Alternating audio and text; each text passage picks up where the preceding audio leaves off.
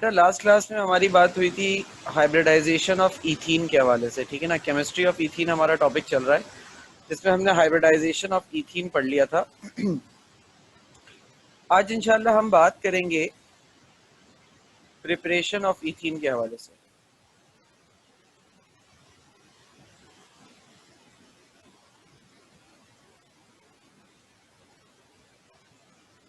Preparation of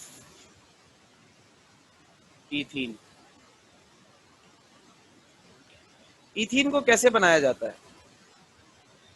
अच्छा, इससे related indirect problems आती हैं पेपर में, तो जरा ध्यान से बातों को समझने की कोशिश कीजिएगा बेटा, ठीक है। इथीन को इंडस्ट्रियली या लैब में मुख्तलिफ तरीके हैं जिनसे बनाया जाता है, जिसमें एक सबसे पहला और सबसे बुनियादी तरीका जो है वो हमारे पास dehydration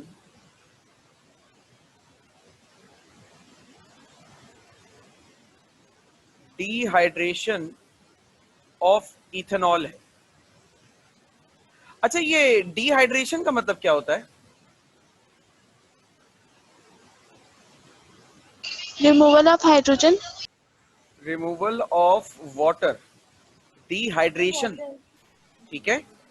removal of water molecules. Removal of water molecules, ठीक है। अच्छा, वाटर मॉलिक्यूल्स को रिमूव करने के हमारे पास दो तीन तरीके हैं।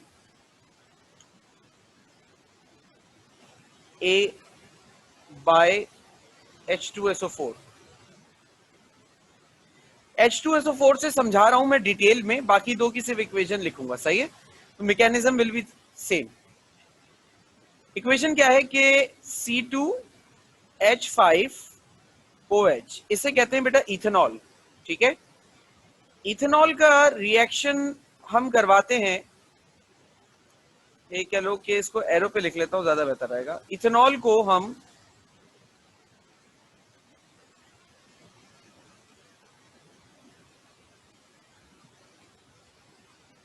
डिहाइड्रेट कर रहे हैं, ठीक है। इथेनॉल को हम क्या कर रहे हैं? डिहाइड्रेट कर रहे हैं। और डिहाइड्रेट करने के लिए जो डिहाइड्रेटिंग एजेंट है हमारे पास वो H2SO4 है, और यहां पर टेम्परेचर जो है वो 170 डिग्री सेल्सियस है, ठीक है। जब ये काम हम करते हैं तो होता क्या है कि इस मॉलिक्यूल में से वाटर रिमूव हो जाता है। डिहाइड्रेशन का मतलब रिमूवल ऑफ वाटर। इस मॉलिक्यूल में से वाटर रिमूव हुआ तो इधर क्या रह गया? C2H4। या इसको बजाय ऐसे लिखने के हम जरा सा तोड़कर लिखेंगे तो ज्यादा बेहतर नहीं रहेगा। CH2 double bond with CH2, ठीक है। अच्छा, अब इस के मैकेनिज्म की तरफ चलते हैं। ये जो C2H5OH है, अगर मैं इसको ड्रॉ करूं स्ट्रक्चरली तो ये किस तरीके का नजर आएगा? ये नजर आएगा C बॉन्ड विद C, एक कार्बन के साथ 3 हाइड्रोजन लगे हुए होंगे, दूसरे कार्बन के साथ एक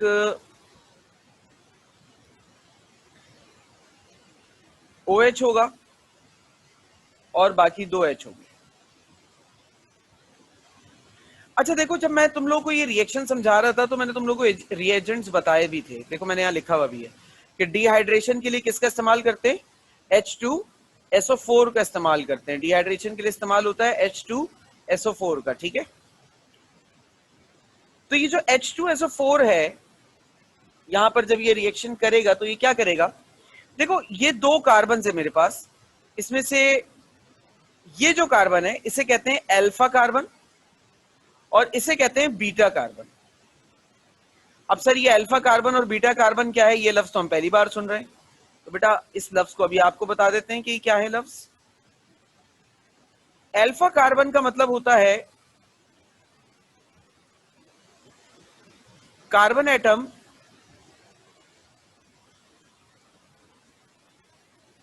that has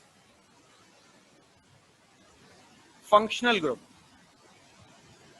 वो कार्बन एटम जिसके साथ फंक्शनल ग्रुप लगा हुआ होता है उसको हम कहते हैं alpha carbon.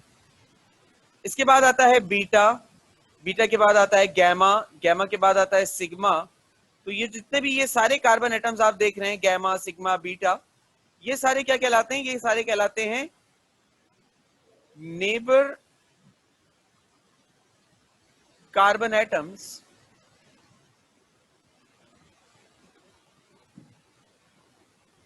Of alpha carbon.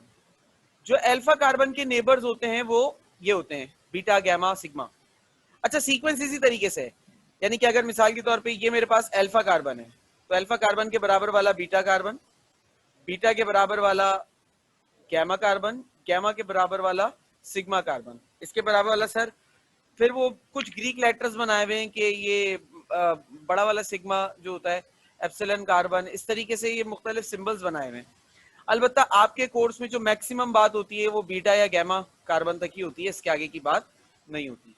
अच्छा, वो नेबर्स जरूरी नहीं कि लेफ्ट साइड पर हो, राइट पर भी होंगे तो वो बीटा, इसके बराबर वाला गैमा, गैमा के बराबर वाला सिग्मा। ठीक है, चाहे वो राइट पर हो या लेफ्ट पर हो, अल्फा कार्बन के बराबर वाले। सही है, ये चीज याद रखो। ये मुझे मेरी आवाज क्यों सुनाई दे रही है?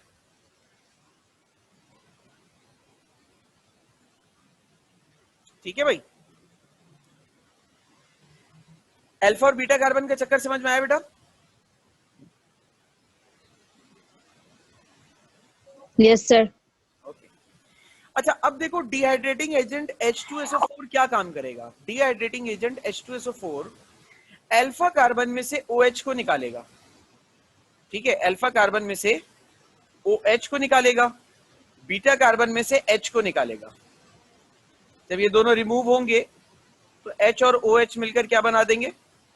ये दोनों मिलकर बना देंगे H2O। सही है। अच्छा, जब इधर से एक H और इधर से एक OH निकला तो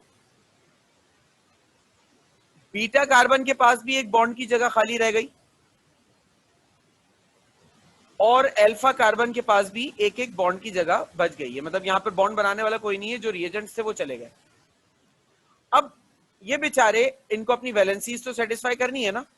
अब वैलेंसीज को सेटिस्फाई करने की गर्ज से बेचारे क्या करेंगे? ये बेचारे आपस में बॉन्ड बना लेंगे। ठीक है, याद रखना डबल और ट्रिपल बॉन्ड बहालत मजबूरी बनता है। अगर एटम्स को मौका मिल रहा है सिंगल बॉन्ड बनाने का तो they would definitely prefer single bond. अब यहां पर तो हमने सिंगल बॉन्ड बना हुआ था, जबरदस्ती करके H और OH को निकाला है, तो अब उसकी वजह से क्या हुआ? बॉन्ड की जगह दोनों जगह बच गई। तो वो जो बॉन्ड दोनों कार्बन के ऊपर क्रिएट हुआ था उसको बराबर करने के लिए दोनों ने क्या किया? आपस में बॉन्डिंग कर ली। Am I clear?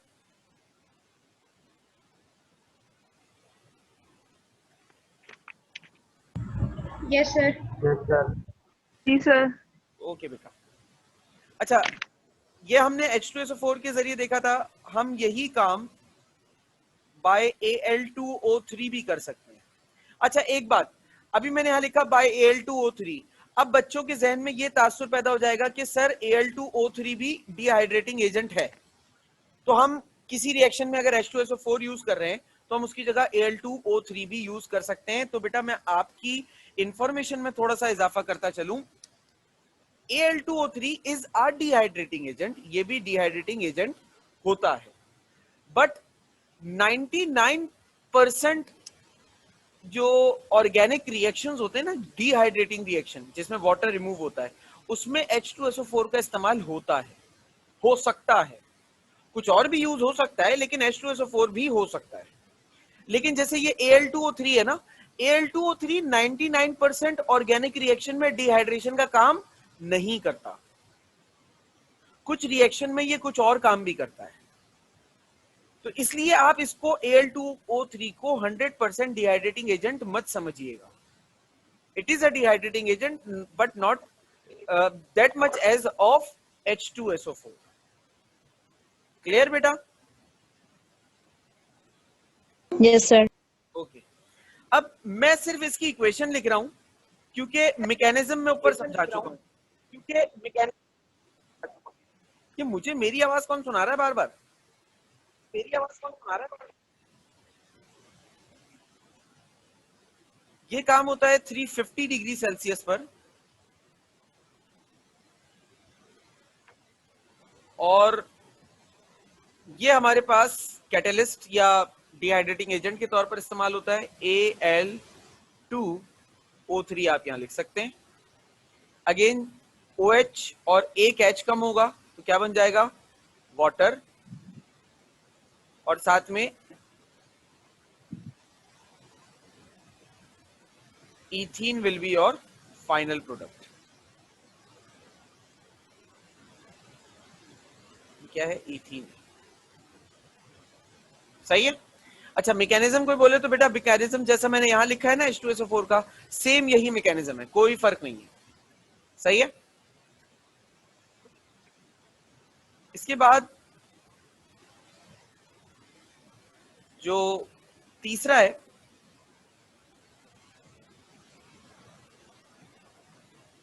बल्कि इसको एक साथ ही करके लिख देते हैं बजाय अलग अलग करने से, क्योंकि ये सारे टेम्परेचर सेम ही होता है ना इनमें।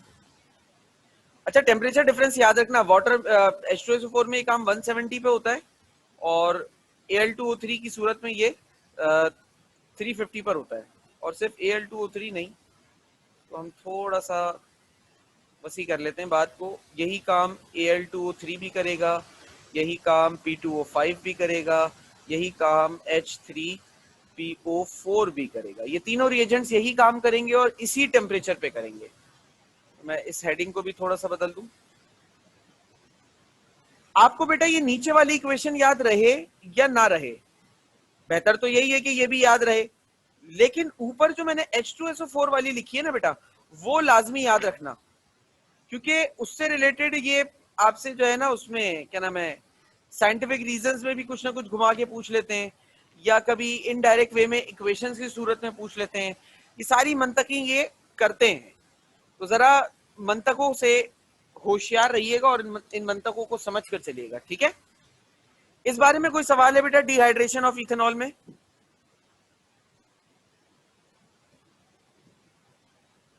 सर बुक में तो पहले इथाइल हाइड्रोजन सल्फेट बनाया है लोग ने। बुक में बेटा दोबारा बोलो। बुक में इथाइल हाइड्रोजन सल्फेट बनाया, फिर इथाइल बनाया। एक मिनट, इथाइल हाइड्रोजन सल्फेट। अच्छा, समझ गया। बुक में तुम ये कह रही हो कि सर मैकेनिज्म में ये इस तरीके से है कि पहले HSO4 ये ऐसे लगा हुआ, ये कह रही हो? Yes sir. बेटा इक्वेशन को थोड़ा सा आसान रखने के लिए किया है। असल में जो H2SO4 होता है ना, वो तोड़ता है इसको इसी तरीके से। अब इसका मैकेनिज्म मैं डिटेल में भी लिखवा सकता हूँ, लेकिन इसका मैकेनिज्म इतने डिटेल में पूछा नहीं जाता। अब लिखवा देने का मकसद है कि बच्चे अपने ऊपर प्रेशर लेंगे याद करने का, तो इसलिए मैंने उसको इथाइल हाइड्रोजन सल्फेट। आवाज कट रही है बेटा इमन। इथाइल हाइड्रोजन सल्फेट के बारे में नहीं ऐसा पूछा जाता है लंबा मैकेनिज्म। क्या कह रही हो? जी बेटा, दूसरा जो मेथड है हमारे पास वो by dehydrohalogenation of alkyl halides है। अल्काइल हैलाइड्स में सबसे पहले हम देख लेते हैं अल्काइल हैलाइड्स क्या है। देखो, अल्काइल के लिए मैं कंसीडर कर रहा हूँ एग्जांपल मीथाइल, अल्काइल फैमिली का मेंबर मीथाइल। और हैलाइड्स में कौन कौन हो सकता है? Methyl chloride, methyl bromide, methyl iodide. Methyl fluoride क्यों नहीं होता? क्योंकि ये बहुत ससेप्टिव रिएक्शन होता है, बहुत तेजी से हो जाता है, कंट्रोल करना तकरीबन नामुमकिन होता है। मीथाइल एस्टेटीन क्यों नहीं होता सर? बेटा मीथाइल एस्टेटीन इसलिए नहीं होता, एस्टेटीन रेडियो एक्टिव एलिमेंट होता है, और रेडियो एक्टिव एलिमेंट्स की स्टडी हम ऑर्गेनिक केमिस्ट्री में नहीं करते हैं, या ऑर्गेनिक कंपाउंड से उनको जरा दूर रखते हैं, ठीक है। तो इसलिए ये दो नहीं है। अब बताने का मकसद बेसिकली ये था कि देखो, अगर मैं यहाँ पर एक एग्जाम्पल कंसिडर कर रहा हूँ, फॉर एग्जाम्पल मिथाइल या इथाइल क्लोराइड की, ठीक है ना। अब इथाइल क्लोराइड मैंने लिया तो इसका ये मतलब नहीं है कि ये रिएक्शन सिर्फ इथाइल क्लोराइड से होगा। पेपर में वो आपसे इथाइल ब्रोमाइड भी दे सकता है, पेपर में आपको वो इथाइल आयोडाइड भी दे सकता है। पत्थर की लकीर नहीं है, जो सर ने लिखा है वही आएगा, कुछ और नहीं आएगा। ये मैं बार बार बताता चलता हूँ, ठीक है ना। अच्छा, यहां पर मैं कंसिडर क्या कर रहा हूँ अल्काइल हैलाइड्स में? मैं कंसिडर कर रहा हूँ इथाइल एल्कोहल को, सॉरी इथाइल क्लोराइड को, ठीक है। इथाइल क्लोराइड क्या होता है भाई? C2H5Cl, ऐसे लिखने की बजाय थोड़ा दोनों स्टेप में लिखता हूँ, C2H5Cl। इसका रिएक्शन किससे कराऊंगा? देखो रिएजेंट्स मैंने पहले भी लिखवाए थे, फिर वापस चलो देखो। डिहाइड्रेशन में रिएजेंट कौन है? H2SO4। अब डिहाइड्रो हेलोजिनेशन में रिएजेंट कौन है? Alcoholic KOH। अच्छा, एल्कोहलिक KOH या एल्कोहलिक NaOH, दोनों से रिएक्शन हो सकता है। किताब ने हमारी एल्कोहलिक KOH कहा है, KOH, और यहां लिखते हैं हम एल्कोहलिक, ठीक है। यानी कि KOH को पानी में डाल के डिसॉल्व नहीं करना, बल्कि अल्कोहल में डिसॉल्व करना। तो क्या होगा? ये जो KOH है, ये इसमें से K जो है वो Cl को निकालकर, alkali metals are very very reactive towards halogens, इधर से Cl को निकालकर KCl बना देगा। इधर से जो OH निकलेगा वो इसमें से एक हाइड्रोजन को छीन के वाटर बना देगा। अब इधर क्या रह गया? C2H4, और C2H4 ही तो फॉर्मूला होता है ईथीन का, ठीक है। अब अगर मैं थोड़ा सा इसको स्ट्रक्चरल मैनर में बताऊं तो क्या होता है? स्ट्रक्चरल मैनर में ये होता है कि ये जो C2H5Cl है,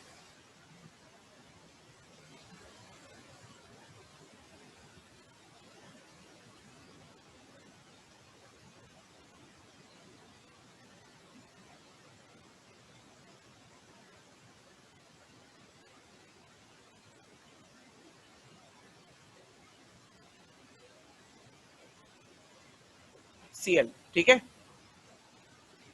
अच्छा, अब जब इसका हम KOH से रिएक्शन करवाते हैं तो क्या होता है? देखो, एक बात मेरी याद रखना कि हैलोजेंस जो होते हैं पीरियोडिक टेबल में, पीरियोडिक टेबल का आप लोग चैप्टर पढ़ चुके हो। अगर मैं एक रैंडमली ऐसी पीरियोडिक टेबल की शक्ल बनाऊं तो पीरियोडिक टेबल की शक्ल कुछ इस तरीके से होती है। यकीनन डायग्राम अच्छी नहीं बनेगी, लेकिन इतना है कि समझा दूंगा मैं तुम लोगों को। कुछ इस तरह की शक्ल होती है पीरियोडिक टेबल की। यकीन ना आए तो अपनी किताब खोलकर देख लेना, सही है। इस पीरियोडिक टेबल में बेटा जो लेफ्ट हैंड साइड वाले एलिमेंट्स होते हैं, दे आर इलेक्ट्रोपॉजिटिव। ये हमेशा कौन होते हैं? ये इलेक्ट्रोपॉजिटिव होते हैं। और जो राइट साइड वाले एटम्स होते हैं बेटा, दे आर ऑलवेज इलेक्ट्रोनेगेटिव। ये हमेशा कौन होते हैं? ये इलेक्ट्रोनेगेटिव होते हैं। अच्छा, इलेक्ट्रोपॉजिटिव की क्या कहानी होती है? इलेक्ट्रोपॉजिटिव काम क्या करते हैं? Tends to lose electron. ये इलेक्ट्रॉन को लूज करना चाहते हैं। इलेक्ट्रोनेगेटिव क्या करते हैं? टेंड्स टू गेन इलेक्ट्रॉन, ठीक है। सर ये बीच वाले क्या करते हैं? बीच वाले इन दोनों के दरमियान की कहानियां कर रहे होते हैं, अभी बीच वालों पे मत जाओ, सही है।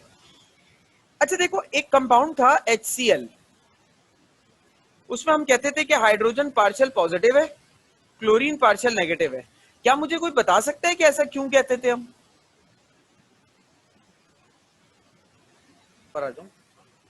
इतनी सारी मेहनत या जद्दोजहद जो मैंने तुम लोग को ये इलेक्ट्रोनेगेटिविटी या पॉजिटिविटी समझाने के लिए की, वो असल में मैं ये बताना चाह रहा था कि जो एलिमेंट्स इस किनारे की तरफ होगा ना, वो किसी भी कंपाउंड में होगा वो पार्शियल नेगेटिव ही होगा, और क्लोरीन इस किनारे पर ही होता है, ठीक है ना। तो क्लोरीन इस कंपाउंड में जो अभी हमारे सामने मौजूद है, हमारे सामने अभी इथाइल क्लोराइड मौजूद है, तो क्लोरीन इस कंपाउंड में भी, इथाइल क्लोराइड में भी पार्शियली नेगेटिव होगा। वजह आप लोगों को समझ में आ चुकी है? कोई ऐसा जिसको वजह ना समझ में आई हो?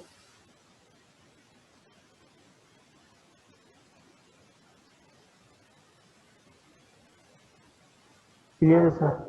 ओके, चलो भाई। अब चूंकि ये फैसला हो चुका है कि क्लोरीन इस एटम में पार्शियली नेगेटिव है, तो इसके अलावा जितने भी एलिमेंट्स होंगे वो सारे के सारे पार्शियली पॉजिटिव होते चले जाएंगे। तो ये भी पार्शियल पॉजिटिव होगा, ये हाइड्रोजन।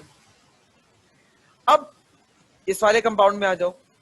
इसमें जो K और OH को अलग अलग करके लिख रहा हूं, पोटेशियम पॉजिटिव होता है, क्लोरीन नेगेटिव होता है। तो ये बात आप बड़े अच्छे से जानते हो बेटा कि positive is very very attractive towards negative.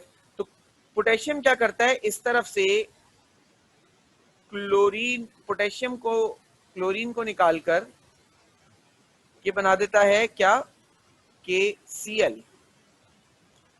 Chlorine के यहां से जाने के बाद अब यहां पर इस स्ट्रक्चर में क्या रह जाता है, स्टेप बाय स्टेप समझा रहा हूं बिल्कुल। इस स्ट्रक्चर में क्या रह गया, इस स्ट्रक्चर में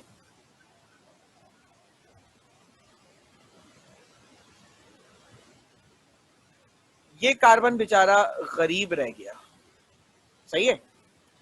अब क्या होगा, अब इधर अगेन, अब इधर क्या रह गया, पोटेशियम तो अपनी जिंदगी को खुशहाल गुजार रहा है किसी और के साथ, है अपना घर, दूसरे का घर बर्बाद करके। OH नेगेटिव क्या करेगा भाई, OH negative is highly attractive towards H positive. तो जो काम अभी हाइड्रोजन ने किया, पोटेशियम ने किया, अब वो काम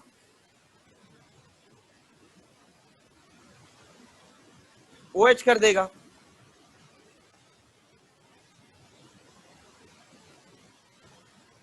H और OH मिलकर क्या बना देंगे बेटा, वाटर बना देंगे। अब क्या आपको शक्ल नजर आ रही है, अब आपको शक्ल ये नजर आ रही है कि सर पहले तो सिर्फ एक ही कार्बन बेचारा बन जा रहा था, अब तो दूसरा कार्बन भी सर ऐसा ही हो चुका है। दोनों बेचारे बॉन्ड वैकेंसीज लेके बैठे हुए हैं। मजबूरन बॉन्ड वैकेंसी के चलते इनको अपने आप को सेटिस्फाई तो करना है, तो मजबूरन ये बेचारे क्या करेंगे, आपस में डबल बॉन्ड बना लेंगे। ये बन गया अगेन इथीन। दाग दहलवी साहब का एक शेर याद आ रहा है, अगर दाग दहलवी साहब का तो नहीं, उनके किसी शागिर्द का शेर है, अगर इजाजत हो तो सुनाऊं।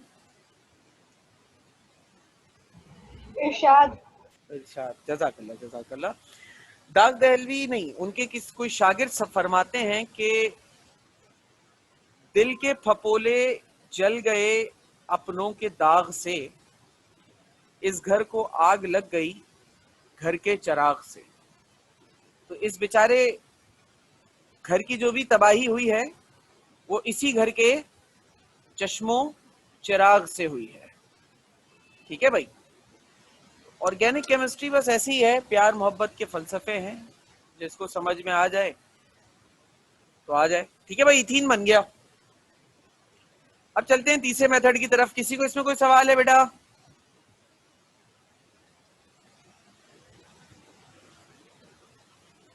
No sir.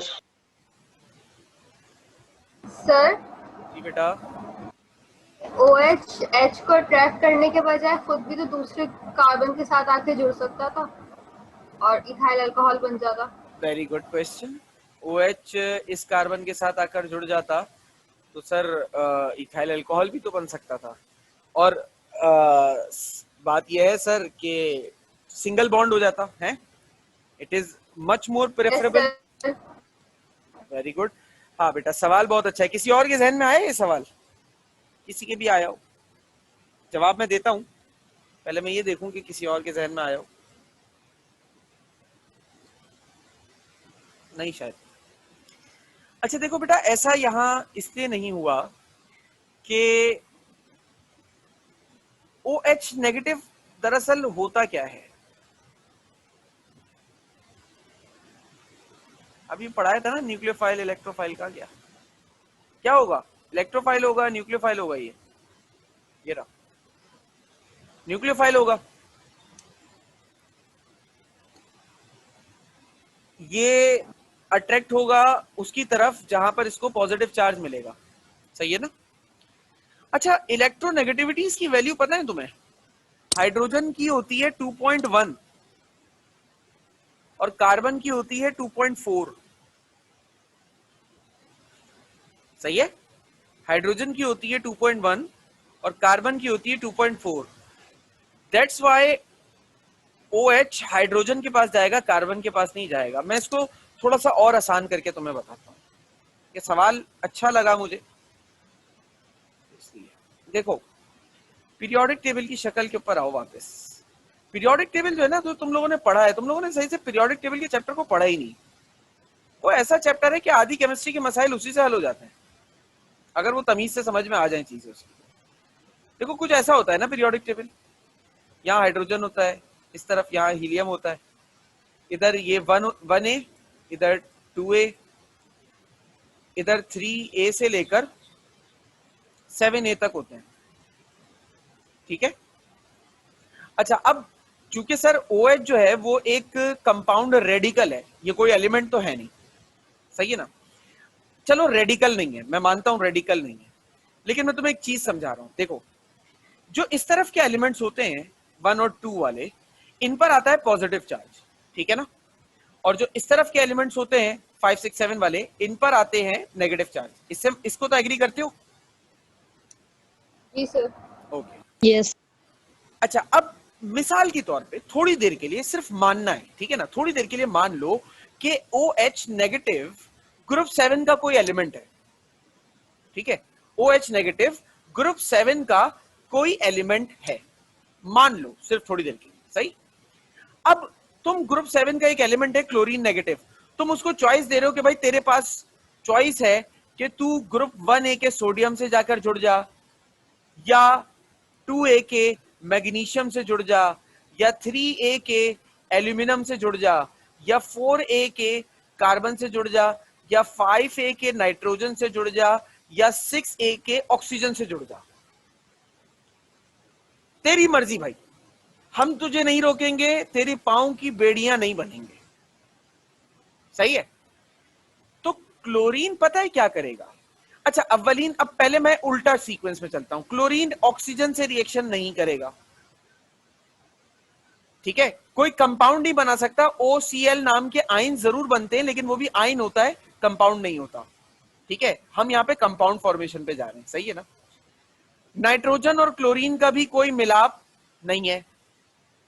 कार्बन और क्लोरीन जुड़ते हैं, CCl4 बनता है। एल्यूमिनियम और क्लोरीन जुड़ते हैं, AlCl3 बनता है। मैग्नीशियम और क्लोरीन जुड़ते हैं, मैग्नीशियम क्लोराइड बनता है। सोडियम और क्लोरीन जुड़ते हैं, सोडियम क्लोराइड बनता है। अब क्लोरीन को तुमने चॉइस दी है, भाई तेरी मर्जी, जिसके साथ चाह जुड़ जा। सोडियम ना कार्बन के साथ जुड़ेगा, ना एल्यूमिनियम के, क्लोरीन ना एल्यूमिनियम के साथ जुड़ेगा, ना कार्बन के साथ, ना मैग्नीशियम के साथ, ये जुड़ेगा सोडियम के साथ। पीरियोडिक टेबल के लेफ्ट साइड के जो एलिमेंट्स होते हैं वो राइट साइड के एलिमेंट्स को प्रीफर करते हैं। अब तुम एक लेफ्ट साइड पे जो एलिमेंट यहां पर है उसको तुम चॉइस दो कि भाई तेरी मर्जी के तू यहां के एलिमेंट को चूज कर, इस तरफ के या इस तरफ के एलिमेंट को चूज कर। तो ज्यादा लेफ्ट हैंड साइड पर कौन है, ये वाला या ये वाला? ऑब्वियसली ये वाला है ना, आने वाला। तो वो 1A को चूज करेगा। तो बॉन्डिंग जो असल में होती है उसकी वजह ये है। अब क्लियर हुई वजह बेटा? Yes sir. ठीक है, यस सर। ओके। अब एक काम कर लो,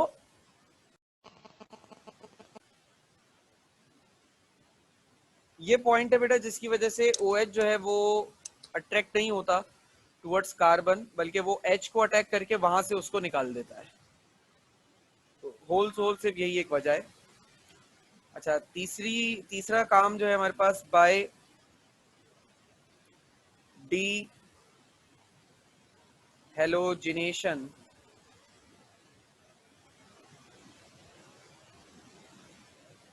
by dehalogenation of vicinal dihalide या vicinal dichloride, vicinal dihalide। अच्छा, ये vicinal dihalide क्या होता है?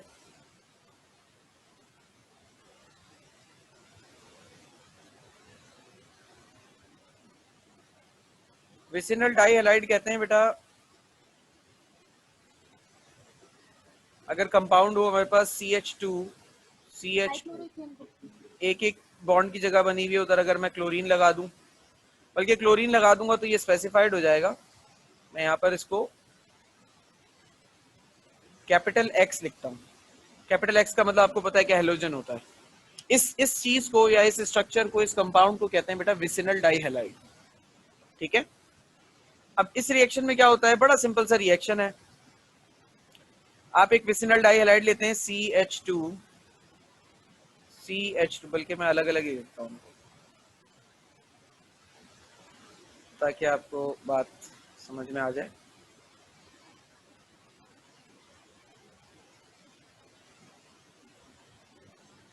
Carbon bonds with carbon, hydrogen hydrogen hydrogen hydrogen, इधर आ गया क्लोरीन, इधर आ गया क्लोरीन। इसका रिएक्शन करवाया हमने जिंक डस्ट के साथ, ठीक है। अच्छा, इसका रिएजेंट भी मैंने बेटा ऊपर लिखवाया हुआ है, सारे रिएजेंट्स देखो टैली करते हुए चलो। ऐसा डीहेलोजिनेशन का रिएक्शन जिंदगी में जहां देखो वहां समझ लेना रिएक्शन जिंक के साथ हो रहा है।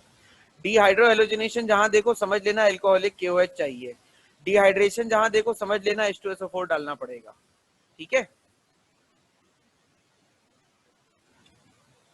जिंक डस्ट के साथ जब इसका रिएक्शन होता है तो आपने इसको, अच्छा ये प्रोसेस थोड़ा सा हीट करना पड़ता है इसको। Zinc is very very attracted towards halogen atoms. Zinc फौरन इन दोनों के क्लोरीन को अटैच कर लेता है अपने साथ, ठीक है। फौरन इन दोनों के क्लोरीन को अटैच करेगा और क्या बन जाएगा यहाँ पर, यहाँ बन जाएगा ZnCl2 जिंक क्लोराइड। अच्छा, जब इन दोनों में से क्लोरीन निकलेगा तो इस कार्बन के पास भी बॉन्ड वैकेंसी आ गई, एक बॉन्ड की जगह बन गई, और इस कार्बन के पास भी एक बॉन्ड वैकेंसी क्रिएट हो गई। तो अपनी बॉन्ड वैकेंसीज को सेटिस्फाई करने के लिए दोनों कार्बन क्या करेंगे, आपस में डबल बॉन्ड बना लेंगे and again you have form ethene, ठीक है बेटा। कोई सवाल इसमें?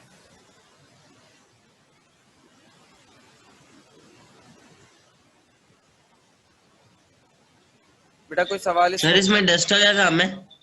डस्ट बेटा, डस्ट का मतलब धूल मट्टी वाला डस्ट नहीं है यहाँ पे। जिंक डस्ट का मतलब है कि जिंक जो है ना पाउडर फॉर्म में इस्तेमाल करो, बिल्कुल बारीक बारीक जर्रे। जिंक का तो मेटल एक हार्ड सॉलिड टुकड़ा होता है ना, तो टुकड़ा नहीं लो मेटल का, बल्कि उसको पाउडर करके इस्तेमाल करो तो रिएक्शन अच्छा हो जाता है। सरफेस एरिया के बढ़ने से आपको पता है कि रिएक्शन अच्छा होता है, तेजी से होता है, ये आपने फर्स्ट ईयर चैप्टर 8 में पढ़ा होगा, ठीक है। ठीक है सर। और कोई सवाल बेटा किसी को?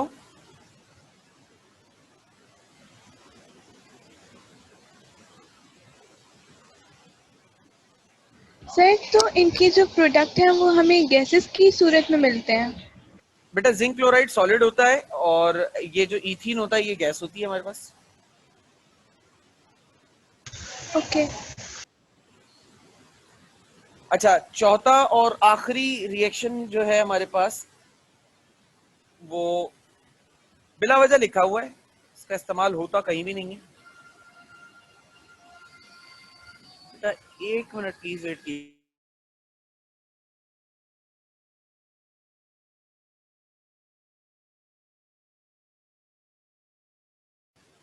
अच्छा, नेक्स्ट जो हमारे पास स्टेप है बेटा चौथा, वो कैटालिटिक हाइड्रोजनेशन ऑफ इथाइन है।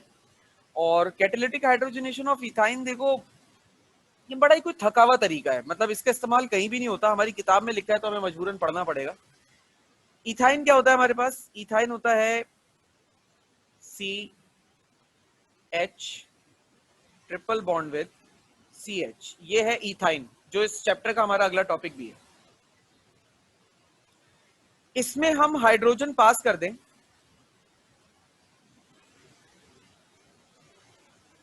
in the presence of nickel catalyst at 250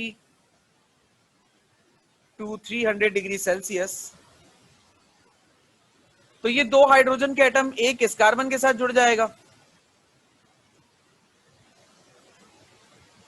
और एक दूसरे वाले कार्बन के साथ जुड़ जाएगा। अब जब एक हाइड्रोजन जुड़े हैं तो ये तीन में से दो बॉन्ड, एक बॉन्ड टूट जाएगा, एक रह जाएगा, तो अगेन आपके पास फॉर्म हो गया इथीन। बट यहां पर मैं कमेंट लिख दूं, but this is not a good approach, ये अप्रोच अच्छी नहीं है, because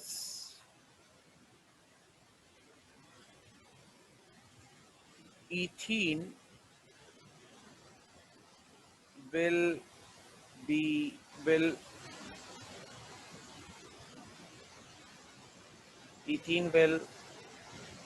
further reduce to ethane. Ethene जो है वो इथेन में बदल जाता है, इसलिए ये अच्छा तरीका नहीं है। चाहो तो मैं तुम्हें दिखा भी देता हूं। हमारे पास हमने जहां पे आपको इथेन की प्रिपरेशन कराई होगी, कुछ रिएक्शन इथेन की प्रिपरेशन, ये देखो, from catalytic hydrogenation of ethene, देख रहे हो। अब यहाँ पे मैंने क्या किया, इथीन के अंदर हाइड्रोजन को ऐड करवाया था। देखो कंडीशंस वही है, nickel at 250 degree Celsius, 250 to 300 degree Celsius, conditions वही है। अब जो रिएक्शन आपने यहाँ भी नीचे लिखा है, इस रिएक्शन की अगर मैं बात करूं तो इसमें भी कंडीशन वही है। ऐसा तो नहीं है ना कि इथाइन का एक मॉलिक्यूल होगा, हाइड्रोजन का भी एक ही मॉलिक्यूल होगा और दोनों आपस में इथीन बनाकर खुशी खुशी जिंदगी गुजार लेंगे। इसके भी लाखों मॉलिक्यूल्स होंगे, हाइड्रोजन के भी लाखों मॉलिक्यूल्स होंगे।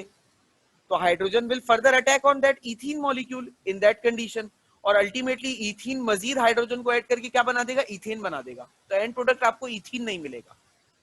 बात समझ में आई बेटा?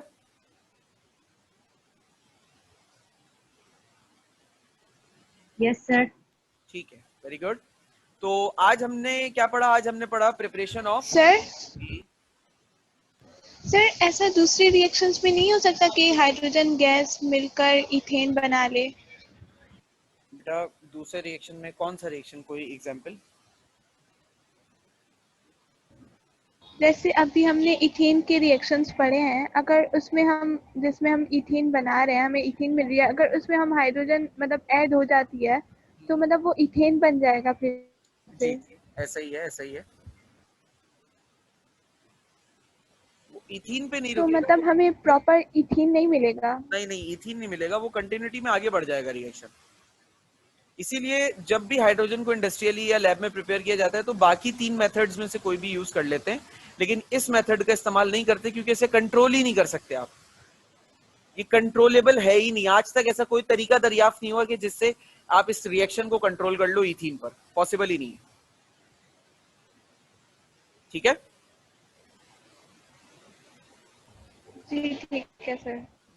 और कोई सवाल बेटा किसी को?